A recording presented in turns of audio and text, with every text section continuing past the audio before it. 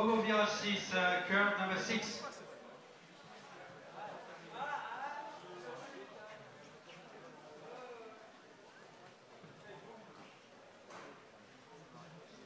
Bobo virage 12, curve number 12.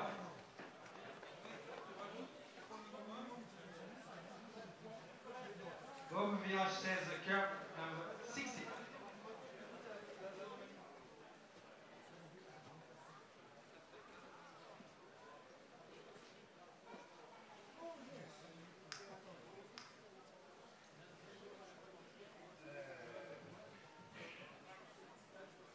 Bobo à l'arrivée, Bobo at finish.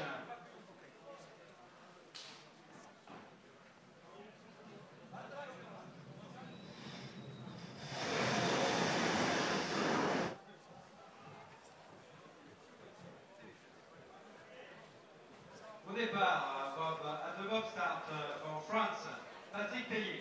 La piste est libre, the track is clear.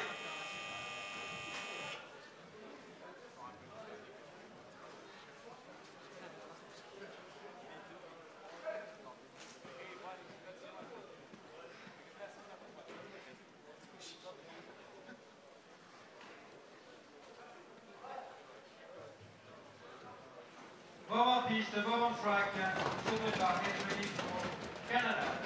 Jennifer Curtetti. Troisième course de passe.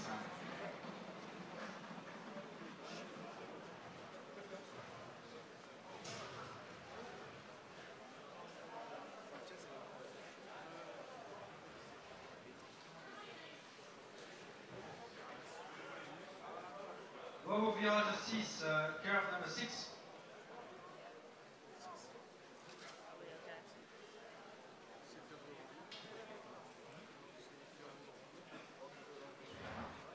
Bob au virage 12, Bob at curve number 12. Dans 5 minutes, in 5 minutes, début de cette première manche de Coupe du Monde. Start of first heat, World Cup in 5 minutes.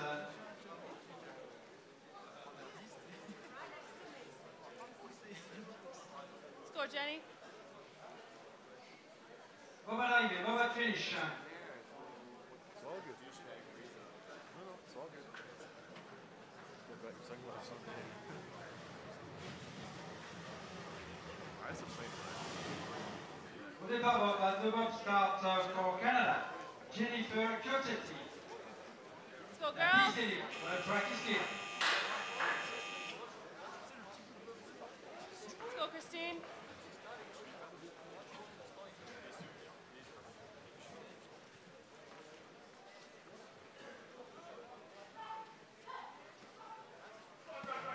Let's go, girls. Bob en piste, Bob on track.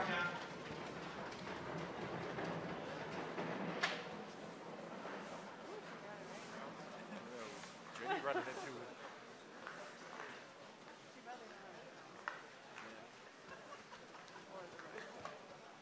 They don't have time for runners? They do. But they just don't. They should be able to get Bob au virage 6, curve number 6. It's the whole reason they go.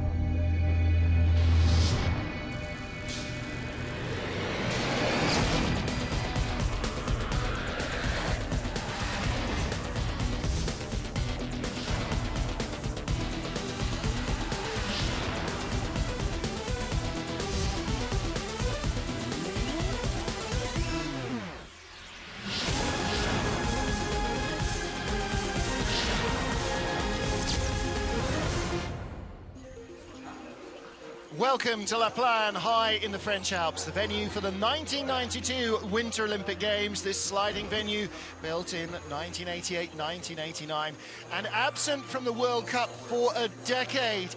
Between 2002 and 2012. We're back, though, for the second year in a row with the Viessmann FIBT World Cup. Well, good afternoon, everybody. You're ready for the first run of the two-man bobsleigh. I'm Martin Havens. Sitting alongside me is undefeated women's bobsledder Kaylee Humphries from Canada. Kaylee, only the second time in your life that you've been on this track. What kind of challenges does it bring, being a brand new track? Oh. For a lot of people this year, this track's going to be brand new, but the challenges for this track, I mean, the track has a combination of a lot of different corners, some faster, longer, some a little bit shorter, different steering systems, but the track is long. It's, I think, one of the, if not the second longest track in the world, so things come at you, and after a while your brain just wants to shut off, and repetition after repetition, it's very, very easy to get lost on this track. Well, there are so many corners. I mean, the only straightaway is between the last two corners, so there's no time to relax, I assume. No, there definitely is no time to relax, no time to let up. Pressures are great in some corners, so you really can't make a mistake, and the corners link together, one after another. So you miss up one, and unfortunately, it's the compound effect. So you really got to be on top of it and push right till the bitter end. And of course, for the driver, all those corners means all that pressure, not just to get the sled down, but actually physically grinding it out of you. And we've got, you know, 1,600, 1,700 meters of altitude to deal with as well. It definitely is. It's not easy for the brakeman either, by any means. The start on this track is extremely long and flat. You're pushing all the way, and you're winded by the time you get to the bottom, definitely. Well, listen, the start record was set last year, but the old track record, Plagne, who's now coaching the Germans, he set that in 1998. That must be one of the oldest track records in history. Well, Thomas Florschutz, who won here last year, heads the entry. He gets start draw number one ahead of Stephen Holcomb. Bert Hefty, who won last week, he's in 11th spot in the standings already, courtesy of some good results. And we have 31 sleds. So we're going to send more than a third of the field home after a minute on the ice. So let's get World Cup number 5 of the season underway with last year's winner trying to set the pace, Thomas Florschutz and Kevin Kuska. They won here in 2011's race. Let's see if they can do the same in 2012.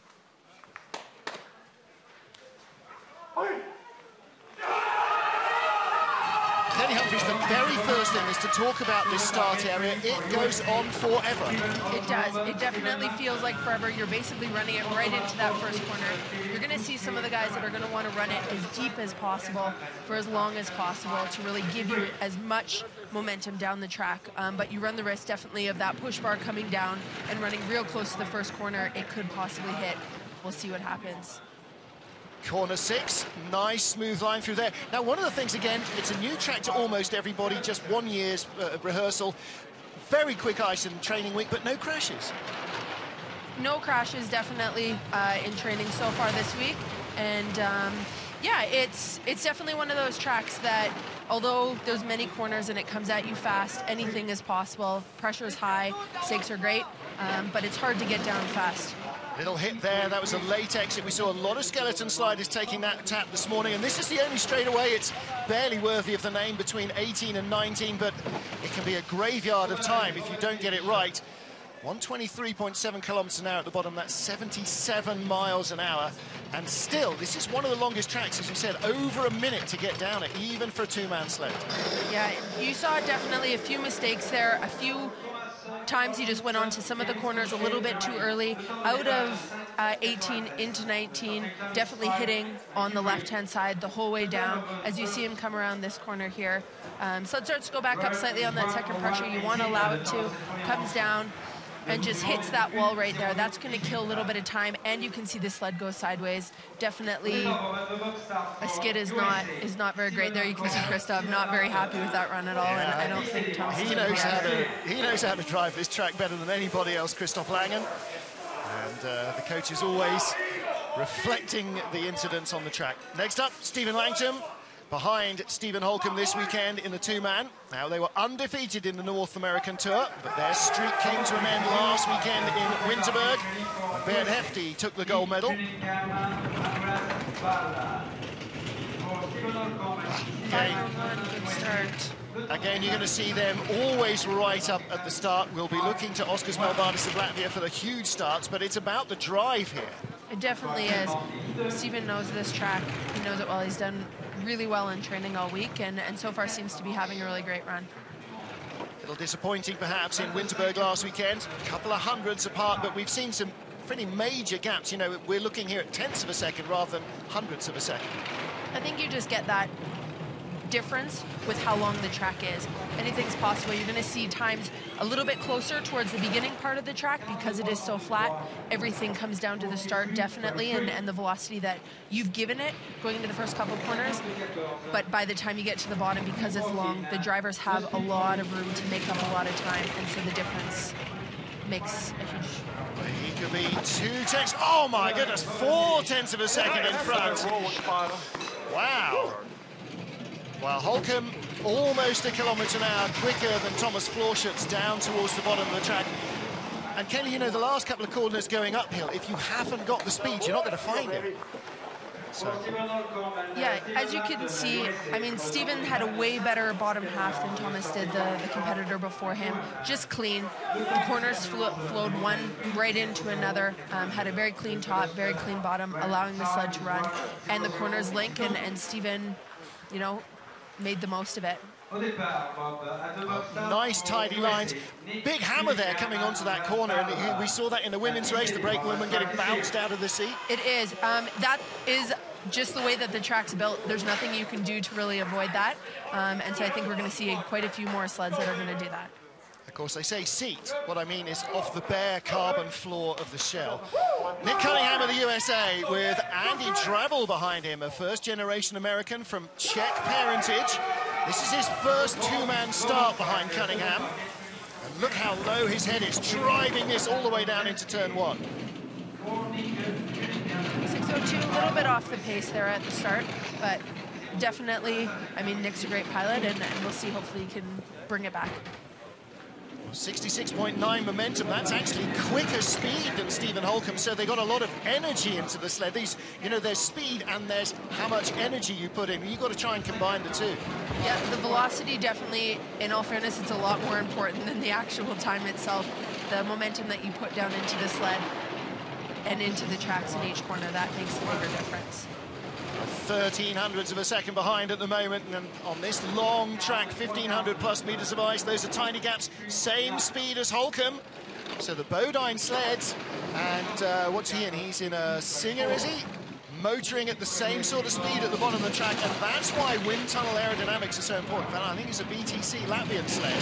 Tucks his head under the cowling, you know, it's every hundredth counts. Every hundredth does count in this sport, and you really wanna, you know, do every little bit you can, even in that last couple meters before the finish line. And you know, and that is a trick of confidence, isn't it? When you're thinking about ducking your head, you know that he's really feeling confident.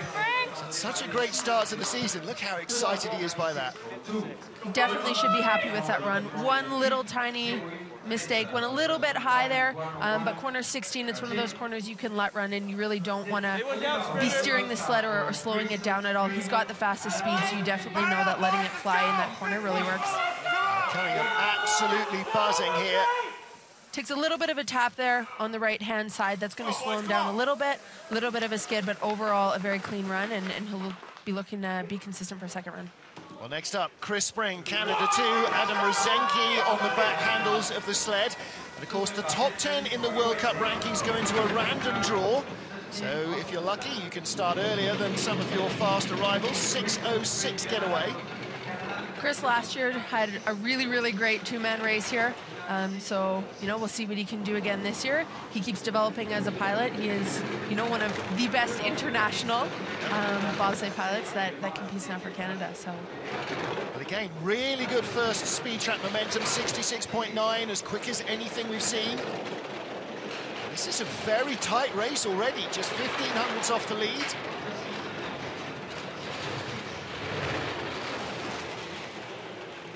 Seems to be having a really smooth, clean run. Lines look good. Again, equal top speed. Well, now let's see what the Eurotech can find at the bottom of the track. Is there something in the aerodynamics Everything will come down to that straight away. A little bit of a skid, a little bit of a hit, not super clean. That'll be important. He'll want to clean that up for second run. But overall, 101.14. He should be pretty happy with that and look to clean up a few little mistakes, but 400s in front of last year's winner. Can't argue with that. Can't argue with that at all. Well, we may have a very exciting race. The women's skeleton competition this morning, won by Katie Ulender. We had a tie for the silver medal. It was so close. This little skid, Kaylee. That little skid definitely cost him, you know, a little bit in through there, potentially up to a 10, so he'll want to clean that up. Coaches aren't super happy with it. Chris won't be happy with it, but overall that run was good. Graham and Sven there. Grimacing with that mistake. Corey Butner now, all 3 US sleds going in the top 5, and of course that's where you get the best ice. Justin Olsen from Stephen Holcomb's crew is on the back of Corey's sled, and of course what you want is for all 3 US sleds to have as big an explosive start as possible. I'm sure Olsen will be back in the night train for tomorrow's 4-man.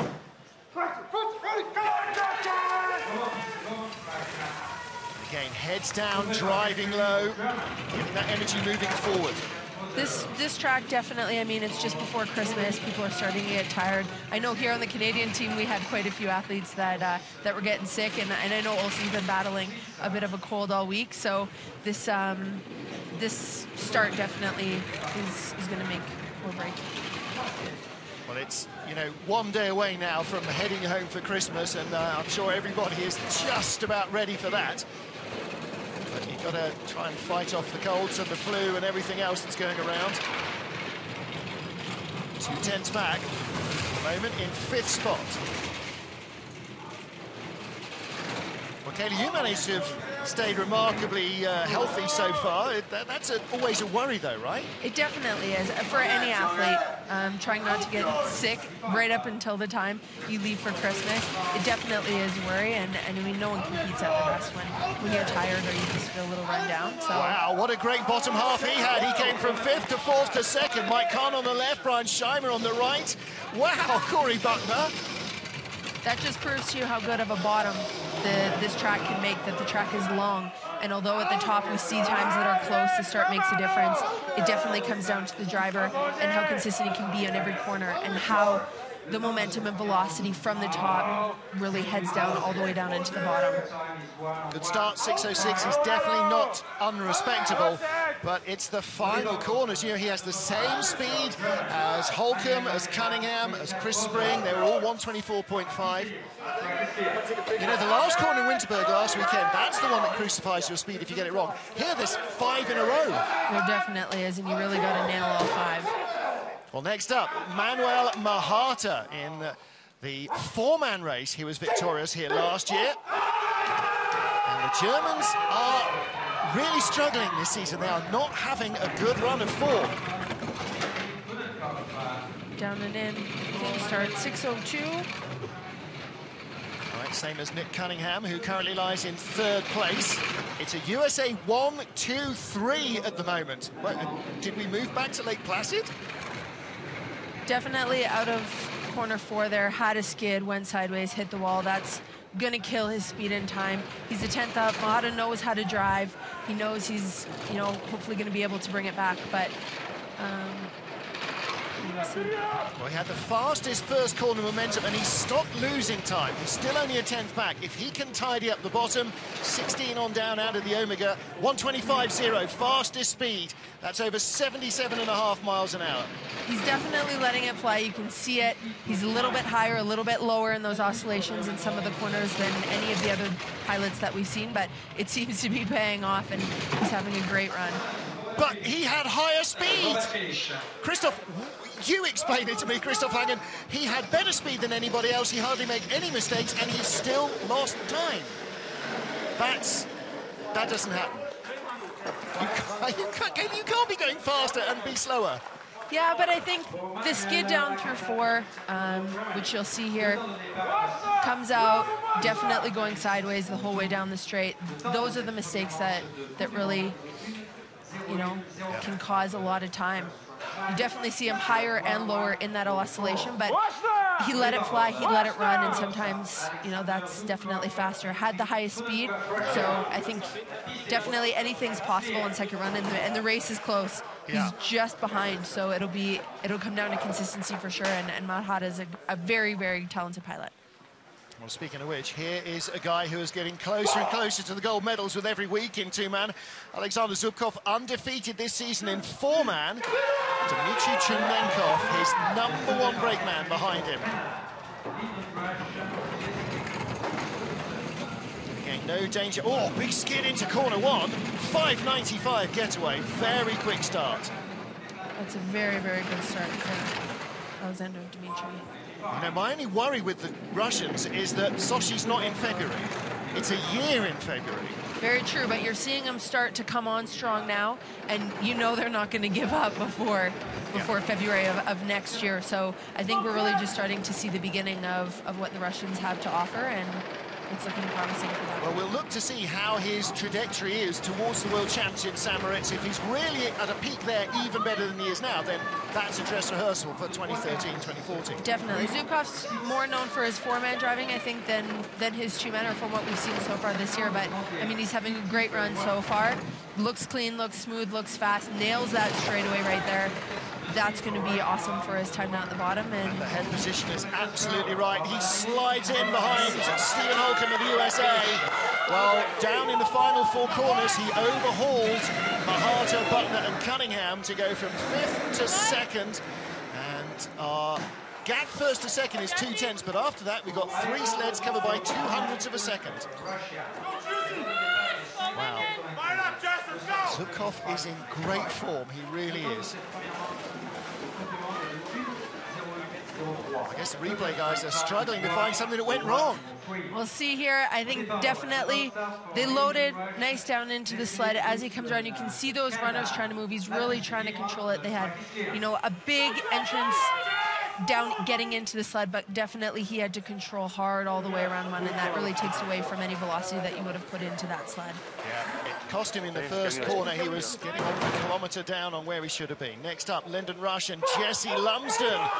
Jesse joined us in the booth for last weekend's women's race. Let's see how he does now behind Chris Spring. Going to get into the 5s, 5.93. That's another electrifying getaway. Great start by Jesse Lyndon. Yeah, Lyndon Rush, not Chris Spring. Apologies for that. 67.1 kilometres an hour. Only one sled quicker in that first speed trap, and that was Mahata.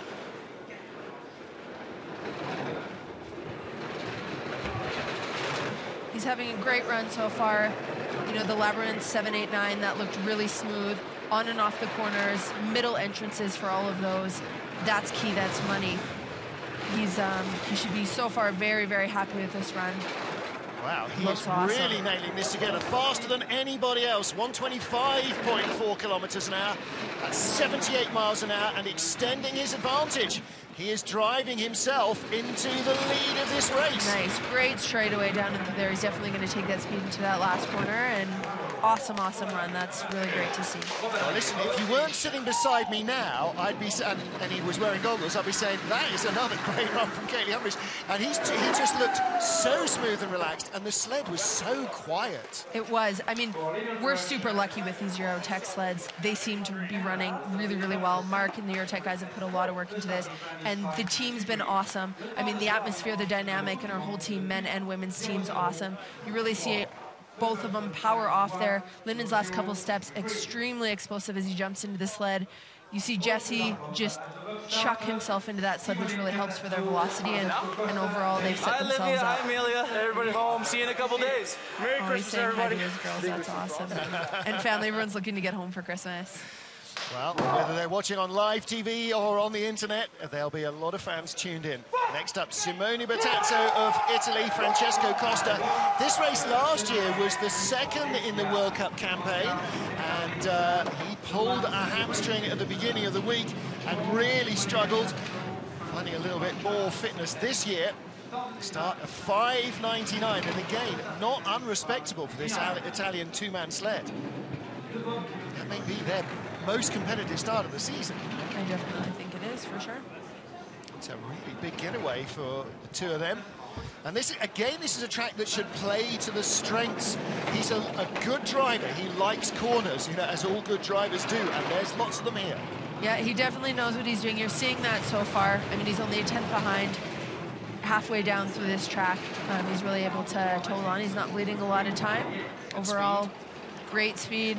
And the Italian sled only gets quicker and quicker. 900ths of a second behind the leader. He's in front of Stephen Holcomb at the moment. Awesome straightaway down in 18 into 19 overall. Nailed this. Does he take the lead by 500ths? He's in second spot. Wow. Now that is some difference to last year, where he was sat in the sled and pushed off at the start by just his brakeman. Wow, what a morning for Simone Bertazzo, or what an early afternoon. That was a really great start, definitely really great drive. I mean, we'll see here over these next couple sleds. It could just be that the track's getting faster, but overall, you know, Simone knows what he's doing. He knows how to drive this track, and that's going to play to his strengths, which he's definitely used. Wolfgang Stampfer, the driver coach, and Antonio Tartaglia, the high-performance coach of Italy, both gold medalists in their own time, and they looked pretty happy with that. So should Simone be. That was a top draw drive. Well, put another name in the hat for the World Championships in St. Moritz then. And here's yet another. Oskars Melbardis and Damas Droskins. Don't think our network coordinator John Morgan has actually put money on him yet for the Olympic gold medal in Sochi, but he talks him up a storm. Now then, start record set last year, 5.73 seconds. These guys are just so amazing to watch at the start. So powerful, so strong. You see him get in. Oh, 5.78. Well, listen, they're in the same hotel as us down in MA. You think they start? You should see a meet. Oh, you've got to get in there before the Latvian team, or it's like the horse the Locusts have gone through. I know, you need that fuel, though, that energy to power those big, huge, powerful ladders. Yeah. That's great speed as well, quicker than anybody else, 67.5 kilometers an hour. He's 0.2 of a second in the lead. Well, he is a start beast, isn't he? But you've got to drive this track. You definitely do. Overall, he's having a decent run. A little bit early onto some of the corners. I mean, yeah, it's just going to come with time. It's one of those things. He's still a very, very new pilot. He's going to make little mistakes and control it in places that he probably should allow it to run a little bit more free. But the more he drives, we're seeing him getting closer and closer to the top every single time, and he's just going to keep getting stronger. Look at that. 1:83 sitting in fourth. That's a great position for him to be in right now. Lyndon Rush leads from Simone Bertazzo and Stephen Holcomb, and Oskars Melbardis fourth for Latvia. Wow, no wonder Sandis Prusis always has a big grin on his face. Latvian bobsledding has hardly ever looked better. Well, this is like a how-to video of starting a bobsled, It right? definitely is. If you want to emulate anybody, you definitely look at these guys and you try and emulate them as best that you possibly can. I mean, even the way the arms just folded in together, it's like synchronized swimming. Lyndon Rush, our race leader, from Simone Bertazzo. We've still got 21 sleds to go. Stay with us live in La Plagne. Prochain départ dans 2 minutes. Next start in 2 minutes. Se prépare Beatrice, Alex Bowman, Switzerland. Règne de 2 minutes pour pub.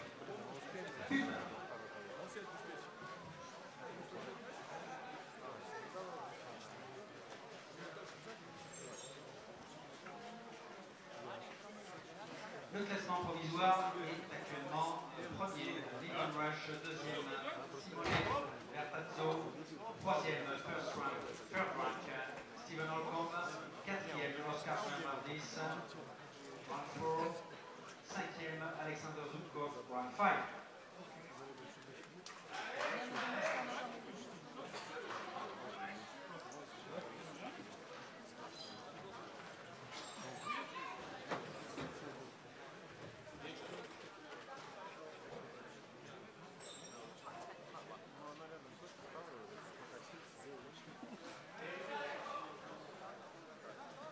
Dans 1 minute, le prochain départ. In 1 minute, next start avec Beatrice et Alex Bowman. Commencer la visite dans le virage 16.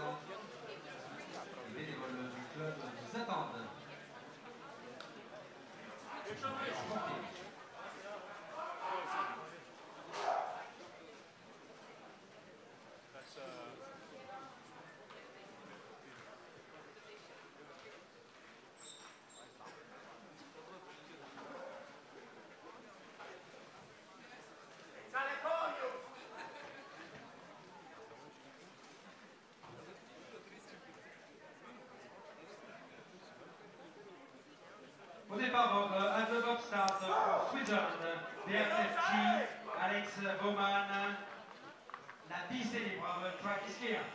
Welcome back to La Plagne with 10 of our 31 sleds down. The remaining 21 are battling for just 10 more spots in the second heat of this 5th World Cup of the season.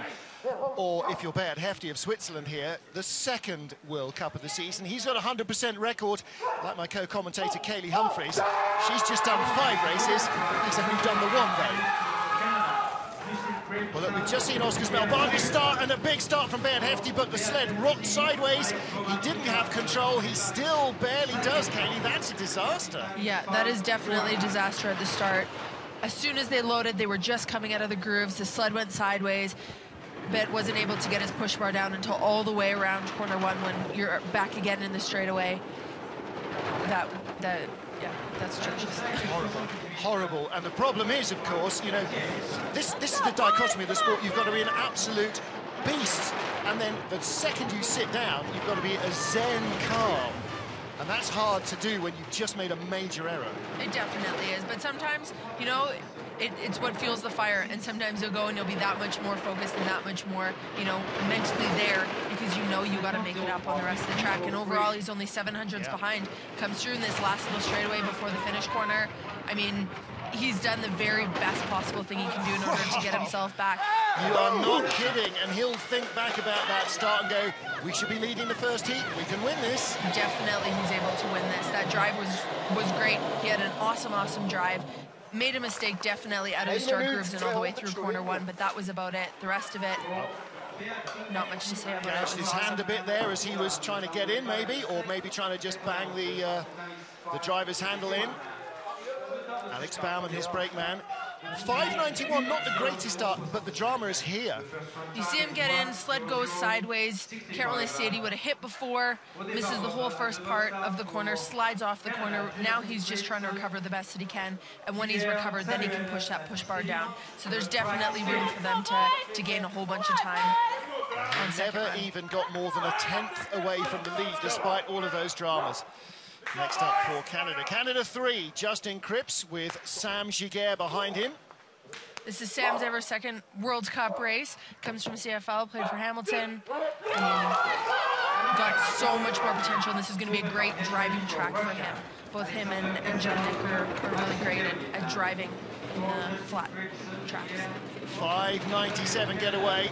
Let's look at the first corner speed and see where they are. If they're in high 66s or 67 kilometers an hour, 66.9. See, that's the same that Beat Hefty had.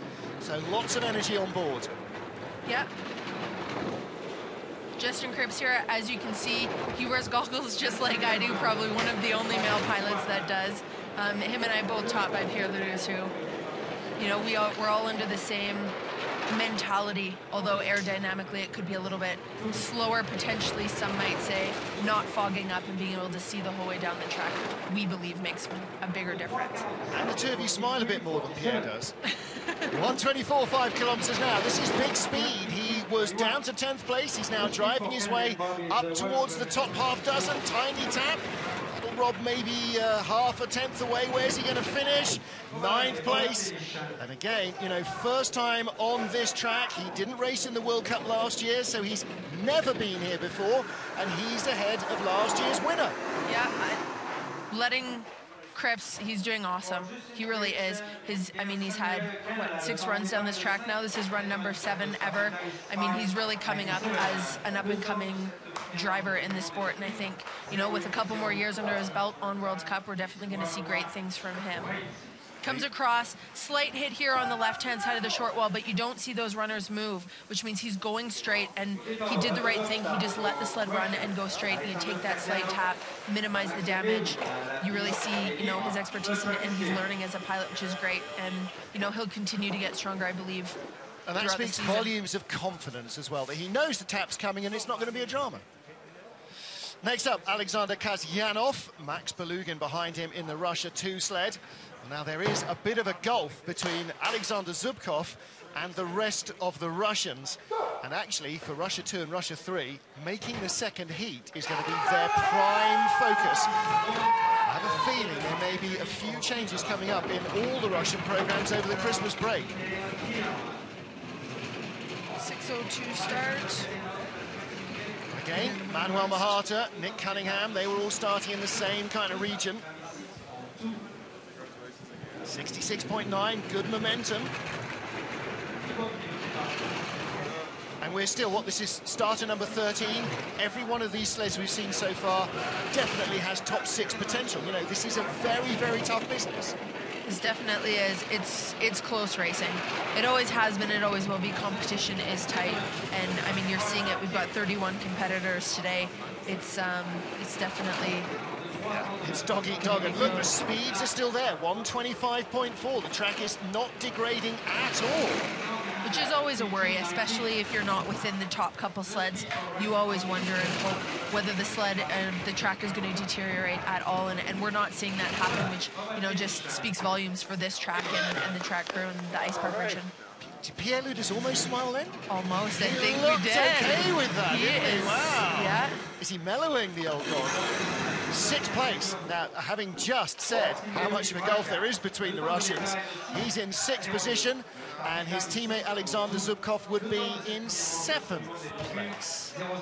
So that's not bad from Alexander Kasyanov.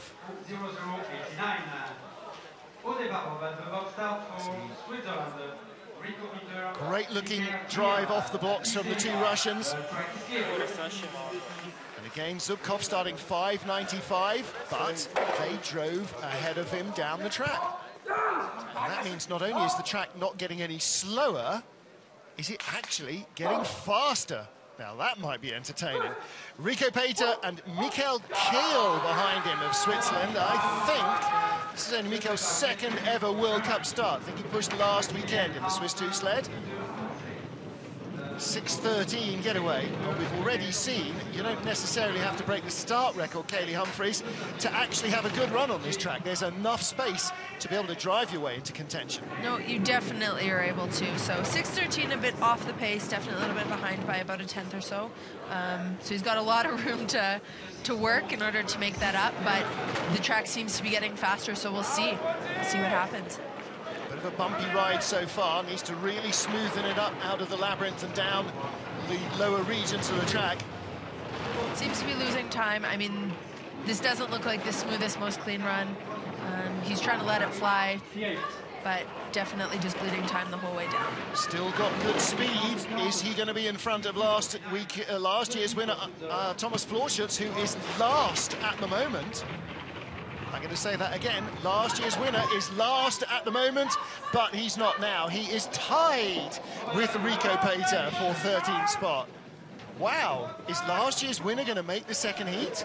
I don't know. This is a weird one. Definitely never thought it would have been a disadvantage to go off first, but the track seems to be getting faster. I don't know, just the more sleds that run over it, the glassier the ice gets, the faster it's getting.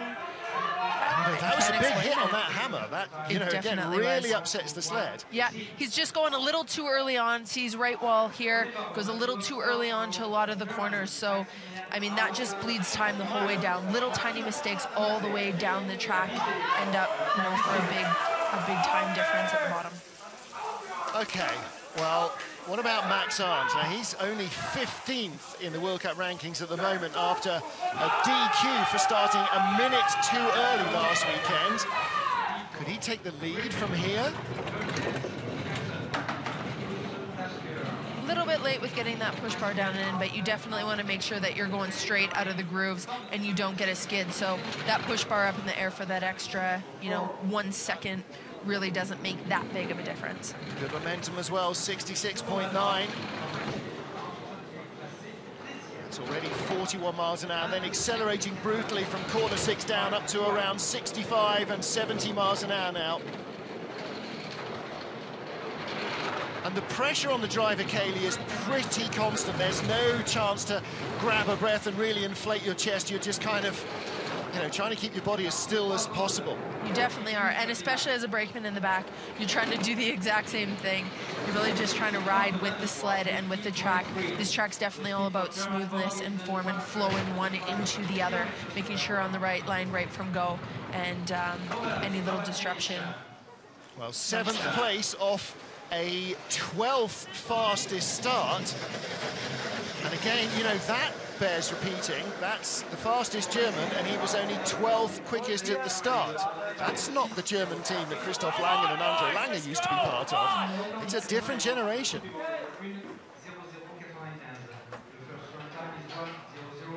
See Sven Ruhr in the background on the right watching this. Good, strong starts. I mean, you see Max get in there. Feet get stuck a little bit. I'm sure they got tangled slightly. Look how wide his eyes were getting as his feet wouldn't go in, and he's just watching that wall coming closer. And you saw that visor stay up, so he'll click that once his hands are in. He'll click that down for the rest of the run. But, you know, that's part of the fogging issue and then the ongoing debate. So he'll leave that up until he gets down into corner 1. John Jackson of Great Britain, one of 2 GB sleds in the field this weekend. Bruce Tasker is on the back handles. I think this is Bruce's first 2-man start of the season. Been a little bit of injury in the GB lineup, unfortunately. So they are swapping men around. Well, Jacko, 14th on this track last year. Let's see if he's got the pace to get this towards the top 6. Down and in, that's probably one of the fastest loads from a pilot we've seen all day.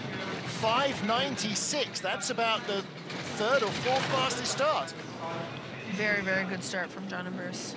And great momentum as well, 67.2 kilometers an hour. Well, the fastest start, 5:78, Oscar Smelbardis, that's just insane. Next fastest, a 91 from Holcomb. He's having a really smooth run, and that's the key, Katie. Can barely even hear him going by. Definitely is. I mean, the velocity they've given a huge advantage at the start. Both him and Bruce really put everything into it. Great start, and he's allowing the sled to run. He's definitely, you know, letting it go, letting it run free, controlling it at just the right times, and you're seeing that. I mean, he's only 700ths now behind at the bottom. Wow. Slight tap there, not going to be much of a disadvantage at all. He had good speed and 4th place. That is an exceptionally good run from Jacko. Were it not for that little tap at the bottom, he may well have been in 2nd spot ahead of Bernd Hefty. And you can't argue too much with that. A really, really good, strong run. Yeah. Well, he will be thrilled with that. And Bruce on the back, 5:96. That's going to put them 3rd or 4th among the starters. And of course, as you know, as a former brakeman, that's what you care about. It is, definitely. Slight tap there on the left-hand side, but again, you're seeing the runners, they're going straight. He's moving in a straight line. He's not skidding sideways. The sled isn't fishtailing. Not going to cost that much of a time difference. 17th of our 31 sleds. This is the biggest field we've had outside of World Championships in St. Moritz for a long while in the World Cup. This is Dmitry Abramovich and Alexei Kireev. And again, I think this may be Kireev's first 2-man start of the season. So you can imagine there's a little bit of nerves in the brakeman. He's got to get in. Got to not fluff this up.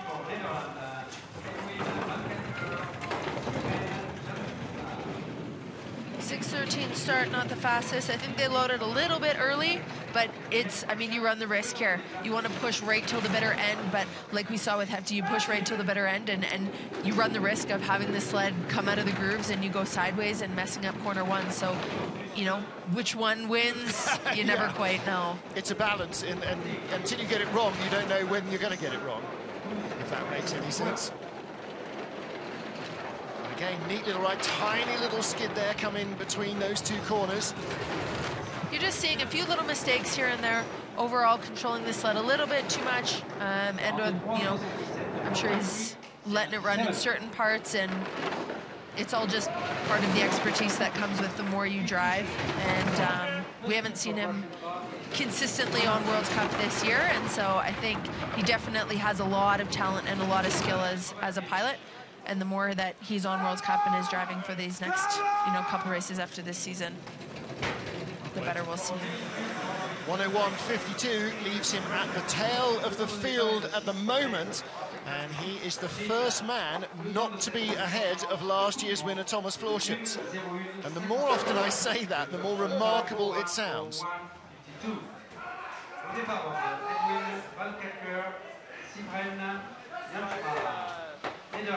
A good, strong start from these two Russians, driving off together.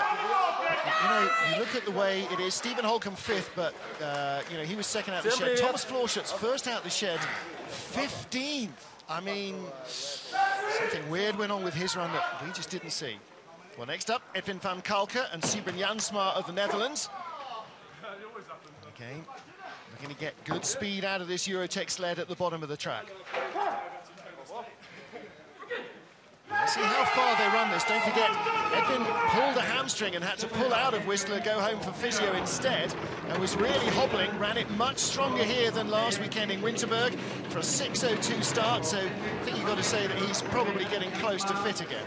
Yeah, definitely. As you saw Sybren run that real far, basically all the way down into corner one. Edwin loaded, when he needed to load it, still obviously nursing that hamstring a little bit. Sybren took over, just ran it all the way in, but for such a big guy, that was a very stealthy move right into the sled down into corner one. Well, no, Sybren would run to corner 2. He's got that much speed, but you're right. I mean, he lands like a feather in the back of the sled. He definitely does. That comes with experience and talent and just knowing.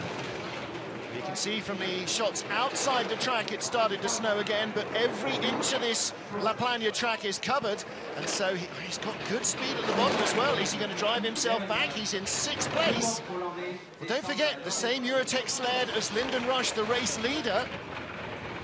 Different colour, but yeah, essentially the same sled. 5th place. He lost a little in those last few corners, but Ivo Danilevich there on the left with a big beaming grin on his face. Another really solid run. Yeah, definitely solid run. Track seems to be getting faster. Overall, not the cleanest run, but I mean, I can't say anything more than just Eurotech sleds are pretty brilliant, but I'm a little biased as well.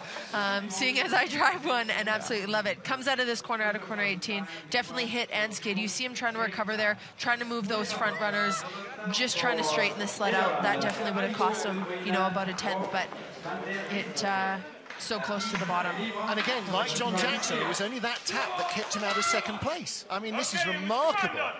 Next up, Ivo de Bruin with Broer van der Zijde on the back of another Eurotech sled. This one a little more traditionally Dutch. The traditional colour being bright orange, of course.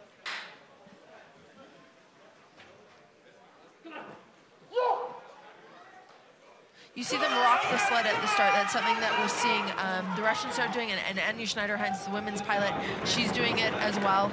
So some of the sleds are really trying to bring the traditional rock back into form, and it seems to be working for some teams. And we'll see. It might be something I try, in the summertime for next year. Wasn't too shoddy a start either. 5:98, and look at that first corner, 67.1.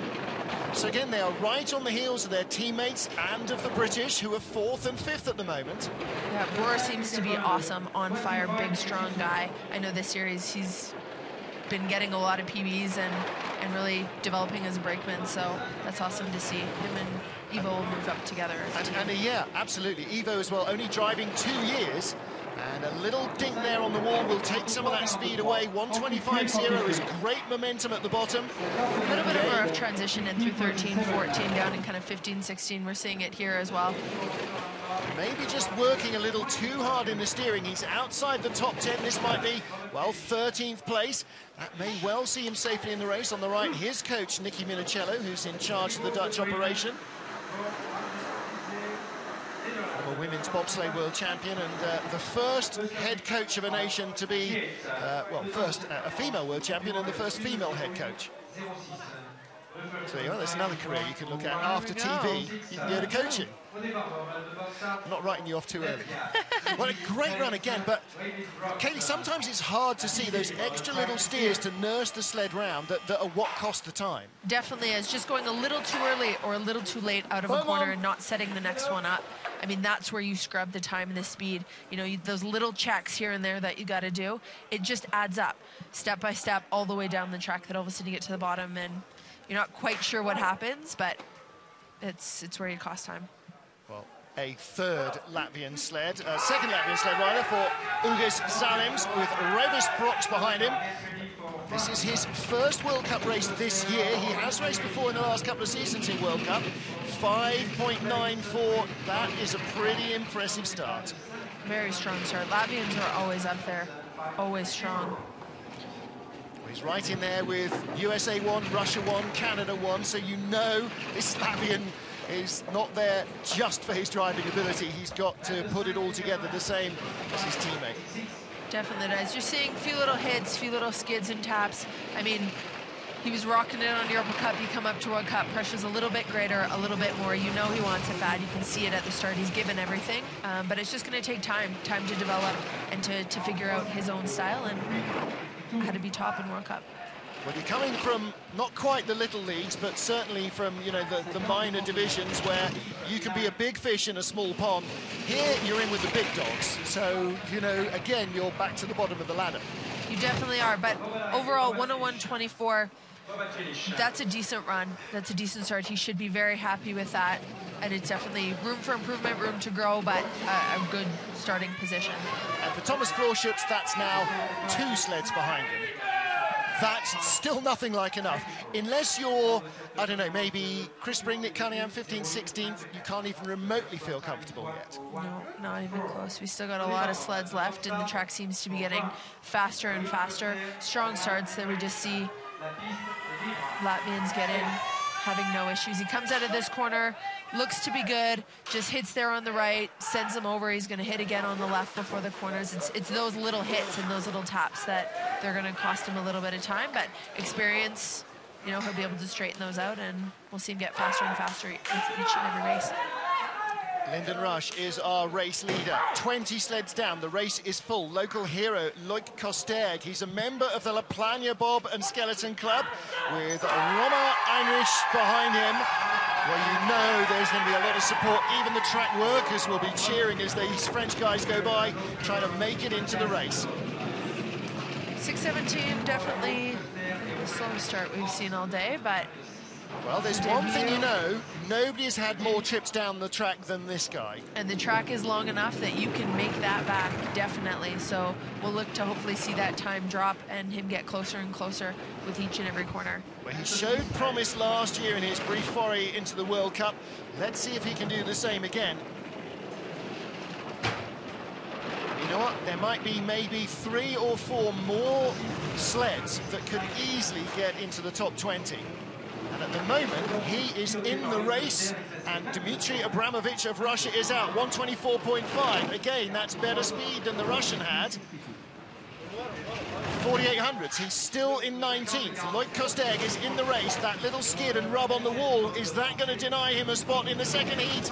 Not yet, it's not. 101.21, he is in, and Abramovich is out. And he's just 300ths of a second slower on that run than Thomas Florschutz, last year's race winner.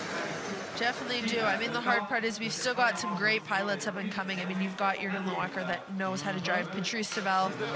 You've got a lot of really talented pilots still that are left to come.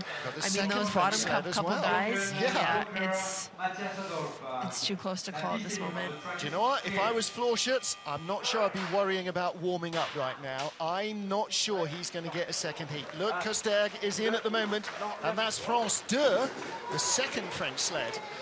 Well, here is a big threat as well to those at the bottom of the top 20. Jürgen Loecker of Austria, he's got to be in. This track plays to all his strengths. All right, he'll be slow at the start, but he's got plenty of space in which to try and recover. 6:16, only 100th quicker than the French sled. Not the strongest start, but he does know how to drive. And this track, we definitely can see that you're able to make it back and come back if you have a good drive. Not bad momentum, we've seen better. But from 6 on down, he has to try and bring this gap down. 22nd place at the moment on split time. It's snowing at the top of the track. It is raining at the bottom. That's how far down the mountain you drop here. So far, he doesn't seem to be bringing it back. He's come from 22nd to 21st. He's 20th now. 125 is better speed than the last couple of sleds. 20th place at the moment is Ugis Zalims of Latvia. I think Zalims is in trouble. A clean straightaway does it for Loacker. He will be in 19th, 18th place, 17th place. He is in the race. He's not safe, but he's in now. And the Austrian coach is not quite as whelmed by that as they might be. Not sure that Loacker is going to think that was really out of the top draw either. I mean, you know, he could perhaps have been top 12, even with that start.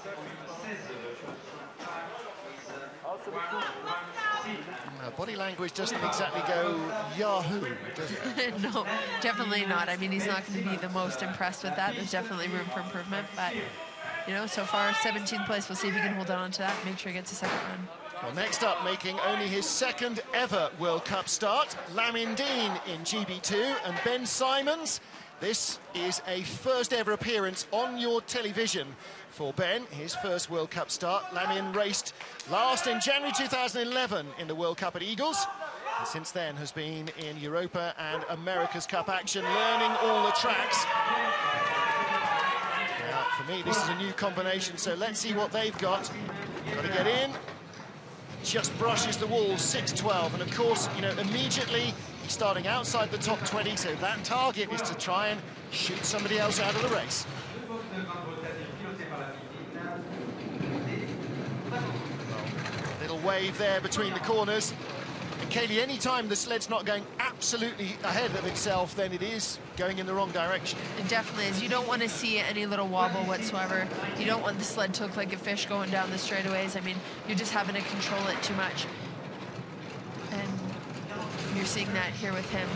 Just too strong in some of the steers, cutting out of the corners. He's just getting a little too early on. But overall, I mean, considering this is, you know, first world debut in many, many years, I think definitely room for a lot of improvement, and hopefully we see him on World Cup a lot more, so he can grow and develop with the rest. I think that's definitely the plan with Great Britain, is to have 2 sleds in the men's and the women's World Cup for the rest of the season.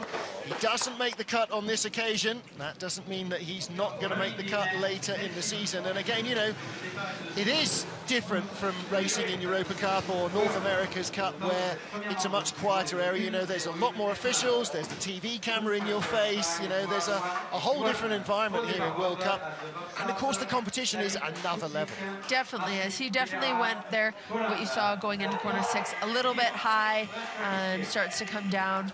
You just see the heads whip real hard into 7. All of that, especially on this track. This track is smooth. It's supposed to be smooth and soft and just look effortless.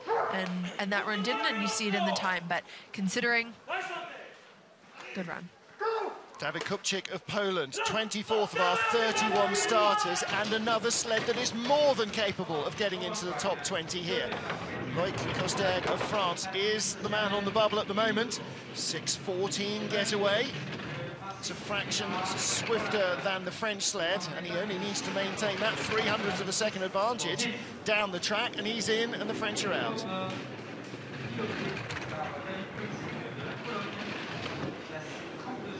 Well, he's really quite a veteran here. He's been sliding for a decade longer than his rival, Loic Kosderg of France. So he should, although he's not been to this track a lot, have the ability to adapt to today's conditions.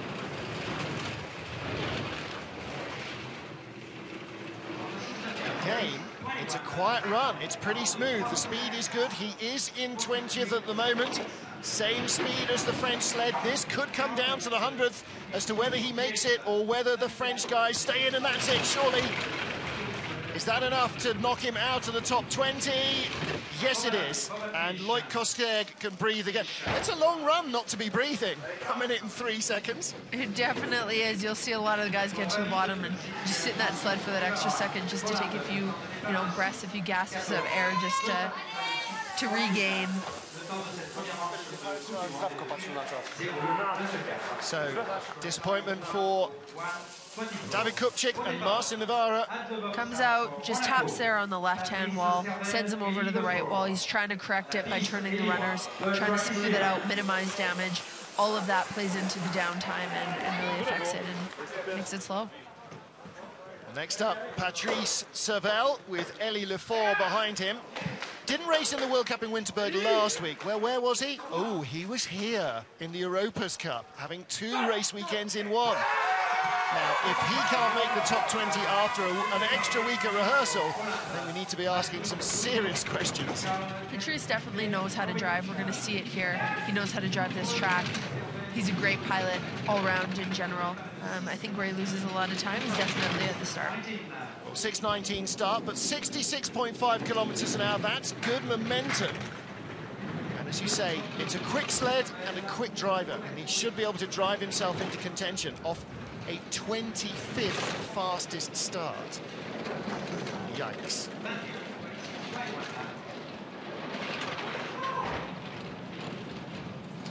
Well, he's 1 spot higher up now, 24th place. He's got less than a kilometre of ice. He's about halfway down the track. Very good speed, 125.4. As he comes across 23rd place, it's going to really come down to these last couple corners. Nice straightaway, go straight through, but is it enough? Very close. Oh my 17. goodness me! 6 spots in 1 corner. 101.15. He is in the race. That's when you know you got to fight every last little corner, and everything makes a difference, and it really comes down right to the very last second. Well, he has fired out Loïc Kosterg of France, a fellow francophone. And yeah, the last corner again. Definitely does. You saw there at the start, it looked like Patrice hit that sled a little bit before the brakeman, takes a little bit of that oomph right off the block that you could potentially have away. So he'll want to definitely let Elie hit that a little bit more, but overall, bit of an uncomfortable good load drive. as well as Lefort jumped in. He had Patrice Servel he had Sebastian Gattuso with him, didn't he? The last race in Whistler. Sam hasn't reappeared yet. Next up, Michael Cerizet of Belgium. Beg your pardon, no, we haven't got there yet. This is Maciej Lutti. I wondered why he's wearing a Polish suit. With Mikel Kasperovic on the back handles, Poland 2. There'll be a huge cheer from our Polish TV crew if he manages to make it through into the second heat, 6:18. you're definitely seeing those start times drop. It's just how it goes. The lower down ranked you are, usually the start times seem to get a little bit slower and a little bit slower. We'll see if he can make it up with the drive. Again, it's all part of the equation. Is that so many tracks now demand a big, strong start. If you don't have one as a driver, then you're always going to be languishing a little. He's gone from 25th at the start to 26th spot at the moment. He is the 26th of our 31 sleds. This is looking like a big ask for Maciej Lutti. 122.8, dreadfully slow, and he's got no chance at all of making the race from there, I'm afraid. Hit definitely, you know, out of 16 down into 17, light tap there, bit of a skid. I mean, again, it comes down to all those little tiny mistakes all the way down. Well, didn't race on this track last year, and a 102.04 leaves him at the tail of the field. So he joins the 6 sleds at the moment who will not get a second heat. Dmitry Abramovich of Russia, Lamin Dean, David Kupchik, his teammate, Ugis Zalims, and Loïc Kosterg. Katie gets very skiddy here, hits the wall on the exit. Definitely, as we're seeing some of the guys come across and definitely hit out of corner 16 on the right-hand side. Some of them are coming through clean. You got to come through clean in order to take the speed because corner 17 and 18 are flat, extremely flat, and you got to be able to take that speed and time with you, and any little hit is just magnified down there. A lot of noise at the top for Michael Cerizet and Leno van Doorn. And why are they cheering the Belgians so much? Well, because they were formerly the French, or he was a French pilot, Michael Cerizet. I wouldn't mind betting he was a member of the Plagne Bob Club as well. 6:25 getaway, and therein lies part of the problem, trying to get into the second heat. Big disadvantage. I mean, nowadays you got to have the start, you got to have the equipment, and you got to be able to drive. Some tracks, such as this one, the drive makes more of a difference. A little bit less, you can give up a little bit at the start or a little bit less of the equipment. But generally, you need those three things, and they need to be strong in order to consistently win a race.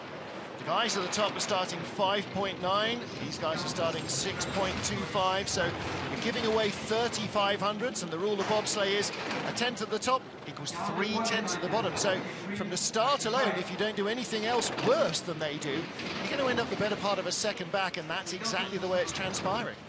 He's having a good drive, good run, a good solid run. Looks clean, looks fast, he's letting it run.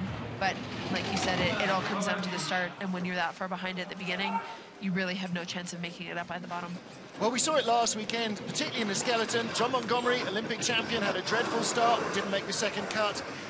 Casey Uhlaender, who won here today in women's skeleton, had a dreadful start, didn't make the cut. Start has so much to do with it. It's like a drag race. If you don't get off the line, you're running behind the whole way. You know, if Holcomb starts off 6.25, if you start 3 tenths back, you're in trouble. Yeah, you really have no chance. Again, you know, you talk to so many of the coaches and they say, give me a fast athlete, I'll turn them into a quick driver.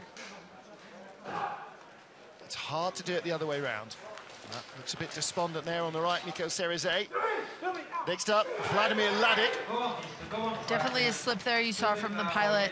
Foot slip, could be a bit of ice in his bobsleigh spike and the needles in the shoe. Could have been a combo of a lot of stuff, but that definitely takes away that little bit. And well, great-looking Czech sled. Didn't get a second heat last weekend. He had a crash in Winterberg in the first run. The team are okay. It is the same pair. He's got Dominik Dvorak behind him on the back handles. And again, young driver. And in his second ever World Cup race, so he is still finding his feet at this level.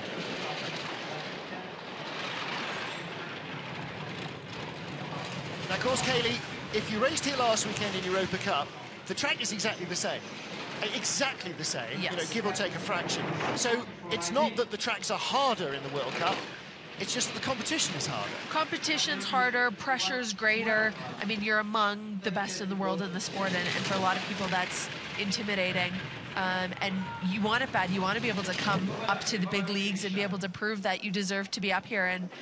And it takes time. It definitely takes time to develop and to know, you know, to understand that the tracks don't change. But you can't make those little mistakes that you can get away with in Europa Cup. You're starting, you know, 2-3 tenths behind the top guys in the world. You can't make that up. On Europa Cup, you're all starting roughly the same. It's about getting down and a lot more about learning the sport and having fun and being a consistent pilot. You see the brakeman's helmet pop up there. Definitely, I'm sure he came around through that straightaway and thought he was finished and over. And again, those little tiny mistakes, that for aerodynamic purposes, that absolutely kills you. Well, we're talking about this, you know, the length of the track is unusual. You know, we get sort of 15 corners in, we think, okay, must be nearly at the finish line now. No, not yet.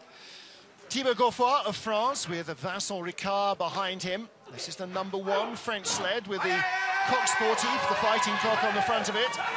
Again, lots of noise from the locals here. Ooh, 6:32. Again, that puts him right at the bottom of the starting pile and with just a huge hole to try and dig himself out of. Definitely did. You saw him hit twice on the right-hand side out of corner 1. Left-hand side if we're looking at the screen. All of that absolutely kills your time.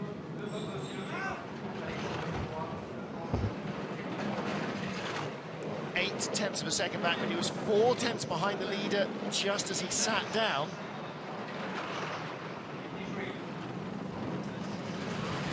.97 back, still in 29th place. He is the 29th of our 31 sleds. 1:22.4. That is the slowest through the speed traps at the bottom. He is not going to make a second heat here on his home track, and that has got to be a massive disappointment for him. Big skid out of 18 going down into 19, tap on the one side. It just, well, you don't have the start, the few little taps in the key areas just kills you. Yeah. You can see he's not happy, shaking his head as he comes up. Well, you know, I don't think he felt he did himself justice with the drive, OK? The start was always going to be what the start was going to be, but you want to think that you've got every single thing right in the drive, and clearly there, he doesn't think so. You don't. Comes out there, has a skid, comes across. I mean, half that straight away, you're going sideways, not fast, and then to hit on top of it, it really just amplifies the mistake, and you can't be happy with that. It's like coming out of college ball and then stepping up to the major leagues. You might be a big guard in college, but when you're out there for the first time in the National League, you go, OK, and readjust your calibration a bit. Dorin Grigore of Romania, Florin Krasuin, his brakeman, 30th of our sleds. Again, if they can make the top 20 here, it will be a huge step forward for them. Rickman ran it far, and it seemed to pay off. 6:19, not a strong start, but considering what we've seen with 6:25s and 6:22s near the back, it's in with the rest. He's in with a shout of making it. 66.5, not bad momentum. Little tap on the wall there, down into corner 5, not going to help.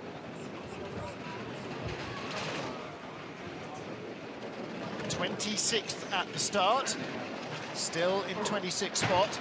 It's going to take a little while for that slow start to unwind. Again, you can hear as much as see the mistakes. Little double tap on the wall.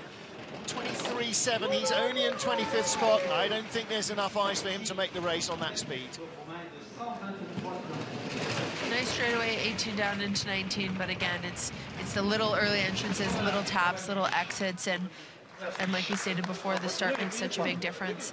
Overall, you know, good run, good clean run for him, definitely good starting point. But again, you hear it, you know, you hear clonk, clonk, and I think there's a temp just dropped off the sled. You know, every tap is 500ths of a second minimum. Comes across, goes a little too early there into the corner, and you see that brakeman move, and you see that sled lift up.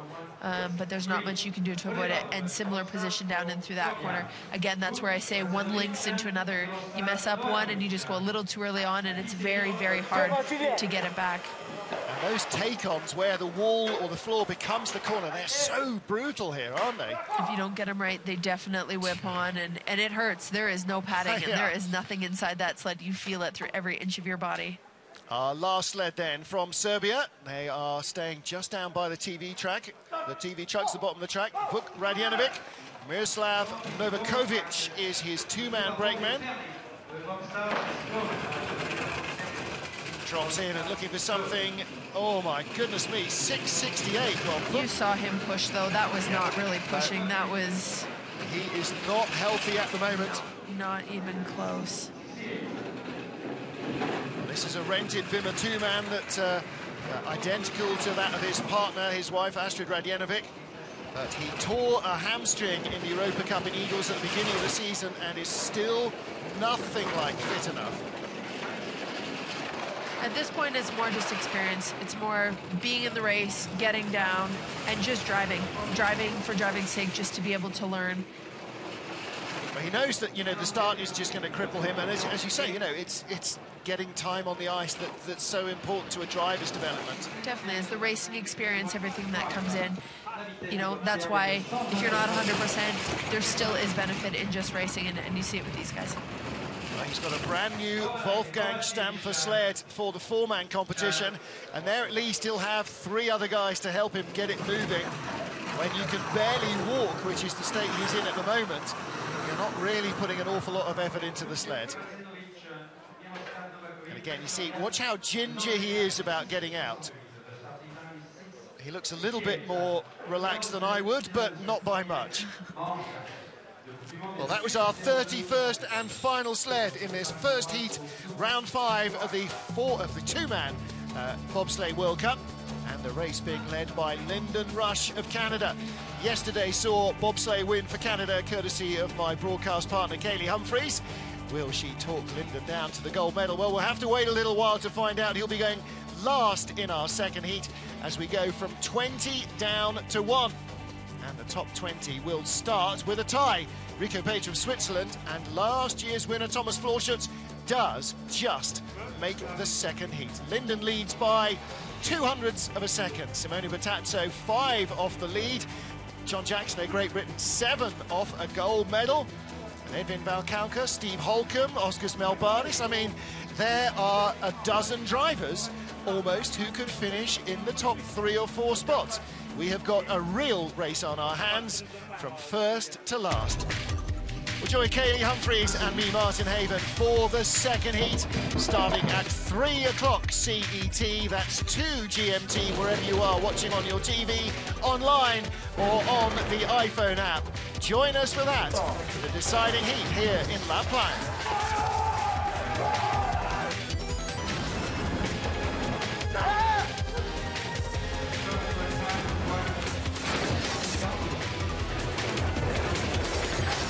Hi, Olivia. Hi, Amelia. Everybody home.